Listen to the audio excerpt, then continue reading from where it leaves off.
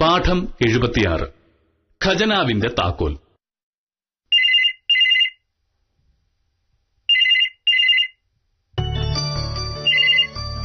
Hello, ഭാമയാണ്. എനിക്ക് ഓർമ്മയുണ്ട്, ഞാൻ എത്തിക്കോളാം. കൃത്യം 10. ചാരുലത പേടിക്കണ്ട, ഞാനിത് എത്ര കണ്ടതാ. അയാളുടെ അസുഖം നമുക്ക് മാറ്റിക്കൊടുക്കാം. പിന്നെ ഞാൻ പറഞ്ഞത് ഓർമ്മയുണ്ടല്ലോ, കഴിഞ്ഞ 2 വർഷത്തെ ബാങ്ക് സ്റ്റേറ്റ്മെന്റ് മുഴുവൻ എടുത്തോളണം. സുശീലിന്റെ ബാങ്ക് സ്റ്റേറ്റ്മെന്റിനോട് കിട്ടിയാ നല്ലത്. ശരി, അപ്പൊ ഓക്കെ. എന്തോ വലിയ കേസിന്റെ കാര്യമാണെന്ന് തോന്നുന്നു. എന്താ സംഭവം? ചാരുലത. അതൊരു പേരല്ലേ? ചാരുലതയുടെ കേസാണെന്നാ പറഞ്ഞത്. സർക്കാർ UP സ്കൂളിൽ ടീച്ചറാണ്. പറഞ്ഞു വരുമ്പോ ആള് വലിയ പുലിയാണ്. പക്ഷെ സ്വന്തം വീട്ടിൽ നടക്കുന്ന അക്രമത്തെ ചെറുക്കാനുള്ള തന്റെ ഇടമില്ല. അക്രമം എന്ന് പറഞ്ഞാൽ? ചാരുലതയുടെ ഭർത്താവ് സുശീലൻ ആളൊരു വാശിക്കാരനും മുഷ്കനുമാണ്. മദ്യപിച്ചുവെന്ന് ഭാര്യയെ ഉപദ്രവിക്കുക, ഇല്ലാത്ത കാമുകന്മാരുടെ പേര് പറഞ്ഞ് ഭാര്യയെ പീഡിപ്പിക്കുക, സ്ത്രീധന തുകയുടെ ബാക്കി ആവശ്യപ്പെട്ട് ശകാരിക്കുക തുടങ്ങിയ വില്ലൻ ഭർത്താക്കന്മാരുടെ സകല സ്വഭാവങ്ങളും അയാൾക്കുണ്ട്. അപ്പൊ പിന്നെ അവനെ വെറുതെ വിടാൻ പാടില്ല. സ്ത്രീകളോട് ബഹുമാനമില്ലാത്ത ഇത്തരം ആണുങ്ങളുടെ വംശത്തിന് തന്നെ അപമാനമാണ്. കലാപരിപാടി തുടങ്ങിയിട്ട് ഒരുപാട് കാലമായി. ഇത്രയും കാലവും ചാരുലത സഹിക്കുകയായിരുന്നു. ഭർത്താവല്ലേ പോട്ടെ എന്ന ചിന്ത ഒരു വശത്ത്, നാട്ടുകാരറിഞ്ഞാൽ നാണക്കേടല്ലേ എന്നുള്ള ചിന്ത മറുവശത്ത്. അങ്ങനെ സഹിക്കേണ്ട കാര്യമൊന്നുമില്ല. ഭർത്താവാണെന്ന് കരുതി ഭാര്യയെ ദേഹോപദ്രവം ചെയ്യാനൊന്നും പാടില്ല. അതുപോലെ സ്ത്രീധനം വാങ്ങുന്ന ആണുങ്ങളോട് എനിക്ക് പുച്ഛമാണ്. ഒരു സ്ത്രീയെ പോറ്റാൻ കഴിയാത്തവൻ പിന്നെ ഇതിനെ വിവാഹം കഴിക്കുന്നേ അല്ല. പിന്നെ ഇറങ്ങിയിട്ടുള്ള ആണുങ്ങളെ വില കളയാനായിട്ട്.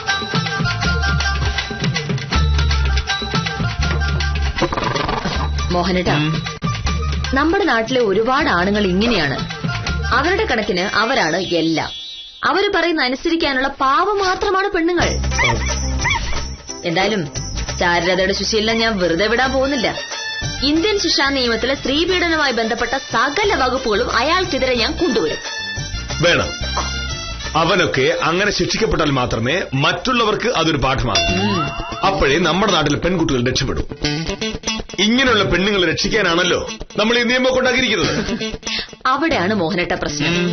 നിയമം ഉണ്ടായതുകൊണ്ട് മാത്രം സ്ത്രീകൾ രക്ഷപ്പെടില്ല. ഇപ്പൊ ഒരു ഉദാഹരണം പറയാം. ഒരു സ്ത്രീ വീട്ടമ്മയാണ്.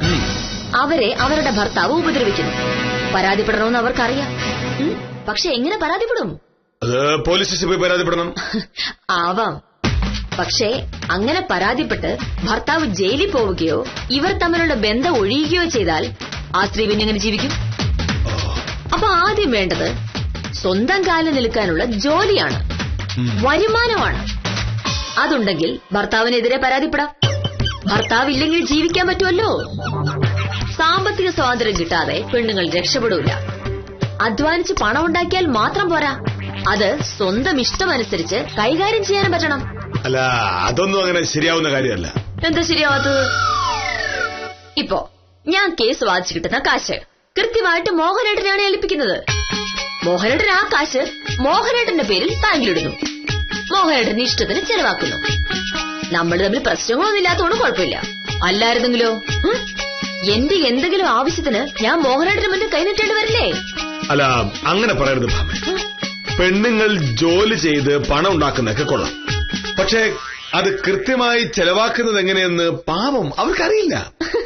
ആര് പറഞ്ഞു? നമ്മുടെ നാട്ടിലെ ഏതാണിനെക്കാട്ടിലും നന്നായി കാശ് ശരിയായ രീതിയിൽ ചെലവാക്കാൻ പെണ്ണുങ്ങൾക്കറിയാം. ഒരു ചുക്കും അറിയില്ല. ഇപ്പൊ ഇവിടുത്തെ കാര്യം തന്നെ എടുക്കാം. നിന്റെ ഇഷ്ടത്തിന് കാശ് ചെലവാക്കാൻ ഞാൻ സമ്മതിച്ചിരുന്നെങ്കിൽ നീ കാറും സ്കൂട്ടറും മൊബൈൽ ഫോണൊക്കെ അങ്ങ് വാരി കൂട്ടിയതല്ലേ? ഞാൻ സമ്മതിക്കാത്തത് കൊണ്ട് മാത്രം നീ കാശ് ചെലവാക്കില്ല. കണ്ടോ കണ്ടോ കണ്ടോ കണ്ടോ, ഇതാണ് ആണുങ്ങളുടെ കുഴപ്പം. ശരി, ഞാൻ അധ്വാനിച്ചുണ്ടാക്കുന്ന കാശ് ചെലവാക്കാൻ എനിക്ക് മോഹനേട്ടന്റെ അനുവാദം വേണം. അതെന്ത് ന്യായം? രണ്ടുപേർക്കും ഒരുപോലെ അവരവരുടെ പണത്തിന് മേലെ അവകാശമുണ്ടെങ്കിൽ മാത്രമേ ഭാര്യയും ഭർത്താവും ഒപ്പമാകൂ. ഒപ്പമല്ലല്ലോ. ഒപ്പാണെന്ന് ആര് പറഞ്ഞു? ഭർത്താവാണ് വീടിന് നട്ടല്. ഭാര്യ എത്ര രൂപ സമ്പാദിച്ചാലും ഭർത്താവിന്റെ താഴെയാണ്. അത് പ്രകൃതിയുടെ നിയമമാണ്. അതേത് പ്രകൃതി?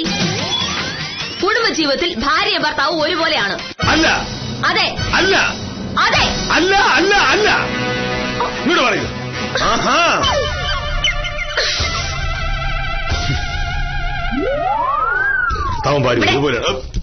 ഇപ്പൊ പറഞ്ഞത് ഒരു ശരാശരി ആണിന്റെ വരട്ടു തത്വവാദം, മെയിൽ ഷോവനിസം എന്ന് പറയും. കേട്ടിട്ടുണ്ടോ? ഇതൊരു വരട്ടുവാദമല്ല, ഓ ഞാൻ പറഞ്ഞ സത്യമാണ്. ശരി, അങ്ങനെയാണെങ്കിൽ ഇന്നു മുതൽ ഈ വീട്ടിലെ നിയമങ്ങൾ മാറുകയാണ്. എനിക്ക് കിട്ടുന്ന ഫീസിൽ നിന്ന് 10 പൈസ മോഹനയുടെ കൈ തരില്ല. ഞാനത് എനിക്ക് തോന്നുപോലെ ചെയ്യും. ചിലപ്പോ കത്തിച്ചോളെ, ചിലപ്പോ പുഴയൊഴുക്കും. ഇവിടെ എന്ത് ചെയ്യും? ഒന്നും ചെയ്യാൻ പറ്റില്ല. ഇത്രയും കാലവും ഇതൊന്നും എനിക്കറിയാൻ പാടില്ലാഞ്ഞിട്ടല്ലായിരുന്നു. പക്ഷേ എന്റെ ഫീസ് ഞാൻ കൊണ്ടുവന്ന് മോഹനേട്ടന്റെ കയ്യിൽ തരുമ്പോൾ മോഹനേട്ടൻ അതൊരു സന്തോഷമായിക്കോട്ടെ എന്ന് കരുതി മാത്രമാണ് ഞാൻ അങ്ങനെ ചെയ്തത്. ഇന്ന് മുതൽ അങ്ങനെയില്ല. എന്താ വരട്ടാ നിൽക്കണ്ട. ഇന്ന് മുതൽ ഞാൻ പറയുന്നതേ നടക്കൂ. മോഹനേട്ടന് പറ്റുന്ന പോലെ മോഹനേട്ടൻ അങ്ങ് ചെയ്യും. ഓഹോ ഓഹോ,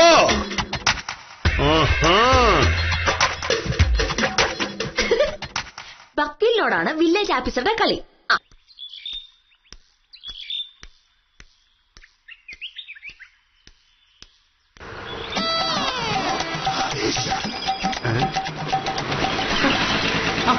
സാറേ, ഇതെന്തോ ഒരു വല്ലായ്മ. ആ നടപ്പും മുഖവും കണ്ടാ അറിയാലോ എന്തോ പ്രശ്നമുണ്ടെന്ന്. ഉത്തമന്റെ വീട്ടിൽ കാര്യങ്ങൾ തീരുമാനിക്കുന്നത് ആരാണ്? എന്ത് കാര്യം? ഏത് കാര്യം? കാശിന്റെ കാര്യം. കാശ് എങ്ങനെ ചെലവാക്കണം എന്നുള്ള കാര്യം. ഓ, അതിപ്പോ എന്റെ വീട്ടില് ഞാനും അമ്മയും 3 പെങ്ങന്മാരും അല്ലേ ഉള്ളൂ. വീട്ടിലാകെ വരുമാനം ഉള്ളത് എനിക്കാണ്. അപ്പൊ ഞാനല്ലേ കാര്യങ്ങൾ തീരുമാനിക്കുന്നത്. വേറെ ആർക്കെങ്കിലും വരുമാനമുണ്ടെങ്കിൽ? ഇല്ലല്ലോ സാറേ. അമ്മയ്ക്കാണെങ്കിൽ വയസ്സായി, വിദ്യാഭ്യാസവും ഇല്ല, കൂലിപ്പണി ചെയ്യാനുള്ള ആരോഗ്യവും ഇല്ല. അപ്പൊ പിന്നെ അമ്മയെ കൊണ്ട് 10 രൂപ സമ്പാദിക്കാൻ പറ്റുകയില്ല. പിന്നെ പെങ്ങന്മാര് 3 ഒരു വക പോലും പഠിക്കൂല. ഒരു +2 എങ്കിലും പാസ്സാവാതെ ഇക്കാലത്ത് എവിടെയാ സാറേ ജോലി കിട്ടുന്നത്? എങ്ങനെയെങ്കിലും കുറച്ച് കാശുണ്ടാക്കി അതിനെ കെട്ടിച്ചെന്ന് വിടണം, അത്രേ ഉള്ളൂ. ശരി, ഉത്തമൻ ഒരു കല്യാണം കഴിച്ചു എന്ന് വിചാരിക്കുക. ജോലിയുള്ളൊരു പെണ്ണിനെ കല്യാണം കഴിച്ചു. ജോലിയുള്ള പെണ്ണിനെ ഞാൻ കെട്ടു സാറേ. അതില് 2 കാര്യം പറയാം. ഒന്നാമത്, ഒരാളിന്റെ വരുമാനം കൊണ്ട് ഇനിയുള്ള കാലത്ത് ജീവിക്കാനൊന്നും പറ്റൂല. പിന്നെ കെട്ടിയോളും അമ്മയും ഫുൾ ടൈം വീട്ടിൽ ഇരിക്കുമ്പോ നമുക്ക് സമാധാനമായിട്ട് എന്തെങ്കിലും ചെയ്യാൻ പറ്റുമോ? ഇല്ല. ഇവർ രണ്ടുപേരും തമ്മിൽ പോരുറപ്പല്ലേ. കെട്ടിയൊക്കെ ജോലി ഉണ്ടെങ്കിൽ ആ നേരം വരെയെങ്കിലും വഴക്കുണ്ടാക്കാതിരിക്കുമല്ലോ, നമുക്ക് സമാധാനം കിട്ടും. അതൊക്കെ അവിടെ നിൽക്കട്ടെ. ഉത്തമൻ ജോലിയുള്ളൊരു പെണ്ണിനെ കിട്ടുന്നു. ആ പെണ്ണിന് മാസാമാസം ശമ്പളം കിട്ടുന്നു. അതിനാണല്ലോ സാറേ ജോലിക്ക് പോകുന്നത്. ആ ശമ്പളം എന്തു ചെയ്യും? അല്ല, അതിപ്പോ കാശിന് ഓരോ നേരത്തും ഒരാവശ്യമില്ലേ, അതെന്താണെന്ന് കണ്ടറിഞ്ഞങ്ങ് ചെയ്യും. അതല്ല ചോദിച്ചത്. പിന്നെ ഭാര്യയുടെ ശമ്പളം അവരുടെ ഇഷ്ടത്തിന് ചിലവാക്കാൻ കൊടുക്കുമോ അതോ ഉത്തമം വാങ്ങി വെക്കുമോ? അല്ല, അതിപ്പോ പെണ്ണിന്റെ സ്വഭാവം പോലെ ഇരിക്കും സാറേ. കയ്യിലുള്ള കാശ് തോന്നുന്ന വഴി ചിലവാക്കുന്ന ഒരുത്തിയാണെന്നുണ്ടെങ്കിൽ കാശ് ഞാൻ വാങ്ങിച്ചു വെക്കും.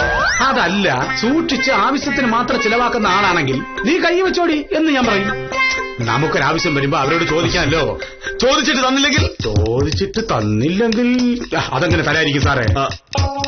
ചോദിച്ച തരണ്ടേ? ചോദിച്ചു തരുന്ന പ്രശ്നമില്ല എന്ന് പറഞ്ഞാൽ ചെവി കല്ല് കണക്കാക്കി ഒരെണ്ണം കൊടുക്കണം, 2 കിളി പറക്കണം. അടി കൊണ്ടാലേ ഏത് പെണ്ണ് മര്യാദ പഠിക്കും? ഇല്ല, തല്ലിയ കേസെടുക്കുന്നു പറഞ്ഞ സാർ, അതൊക്കെ വെറും വിരട്ടാണ് സാറേ. ഒരു പെണ്ണും അങ്ങനെയൊന്നും ഭർത്താവിനെതിരെ കേസ് കൊടുക്കില്ല. ഇനി കേസ് കൊടുക്കണമെന്നുണ്ടെങ്കിൽ മിനിമം ഒരു വക്കീലിനെങ്കിലും പരിചയം വേണ്ടേ? പെണ്ണ് വക്കീൽ തന്നെയാണെങ്കിലോ?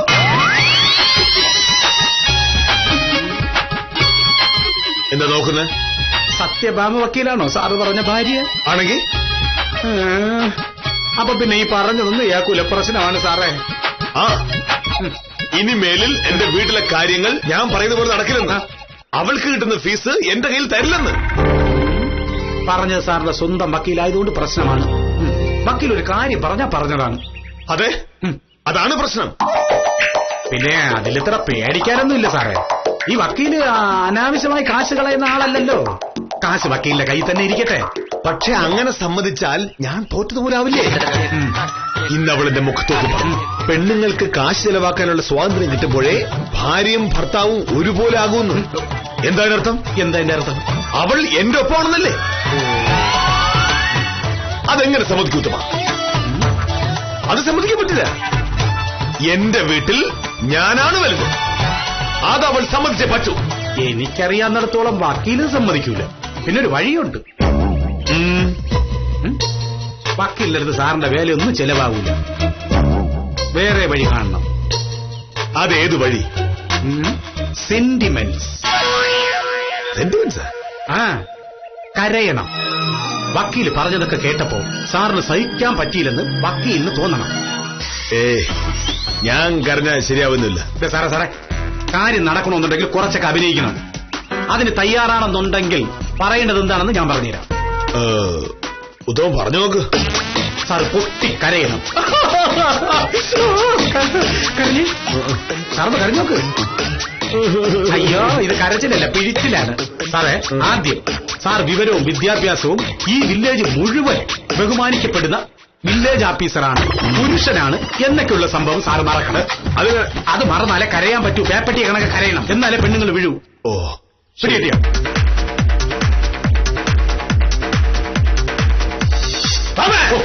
ഇത് വക്കീൽ പേടിച്ചു പോകൂലേ? സാറ് വളരെ സെന്റിമെന്റ്സ് ആയിട്ട് വേണം വിളിക്കാൻ. വിളിച്ചേ.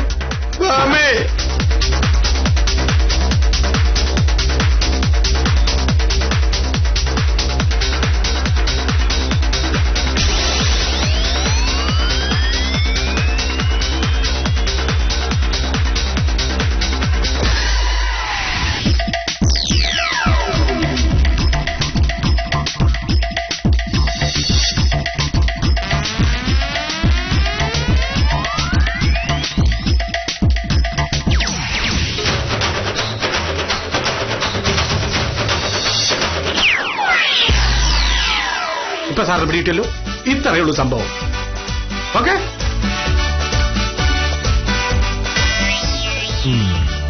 കാര്യം നിസ്സാരം